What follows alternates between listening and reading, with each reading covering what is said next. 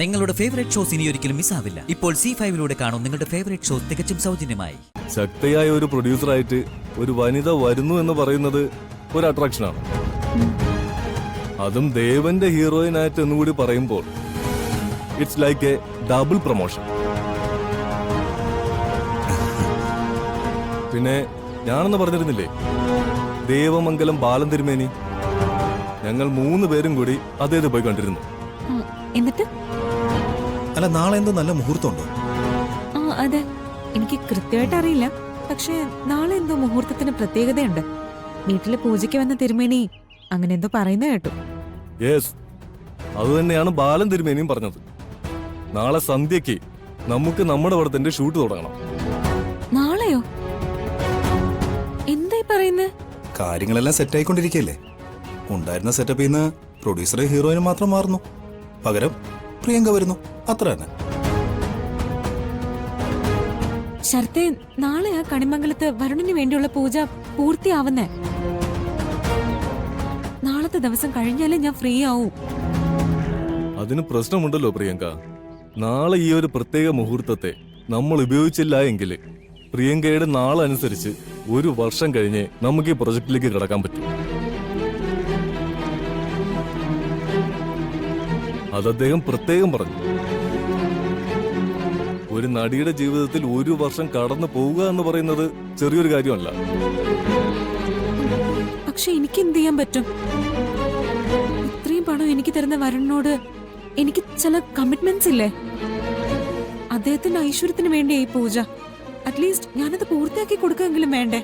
എന്നേക്കുമായി അയാളെ ഉപേക്ഷിച്ച് പോകാൻ പോകുന്ന പ്രിയങ്കയ്ക്ക് അത് നടന്നാലെന്താ, നടന്നില്ലെങ്കിൽ എന്താ? പ്രിയങ്ക സ്വന്തം ലൈഫിനെ കുറിച്ച് ചിന്തിക്കേ.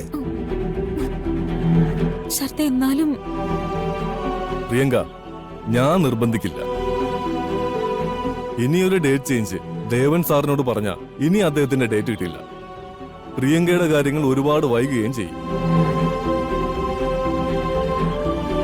എനിക്ക് അടുത്ത പ്രോജക്റ്റ് ഉണ്ട്. ഞാൻ അതുമായി മുന്നോട്ട് പോവുക തന്നെ ചെയ്യും. എന്താന്ന് വെച്ചാൽ പ്രിയങ്ക തന്നെ തീരുമാനിക്കും.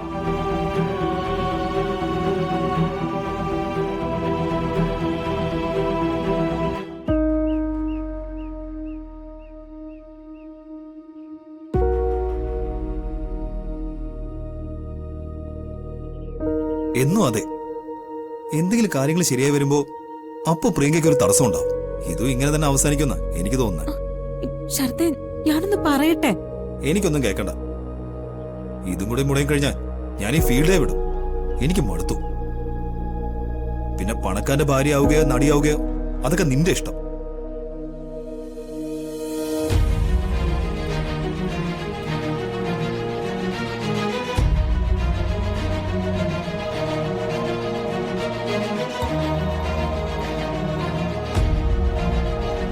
സർ, എനിക്ക് സമ്മതോ.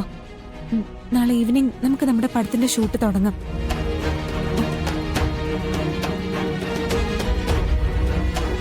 എനിക്ക് എന്റെ ഭാവി നോക്കിയേ പറ്റൂ. അതിന്റെ പേരിൽ ആര് ബുദ്ധിമുട്ടിയാലും എനിക്കതൊരു പ്രശ്നമേ അല്ല.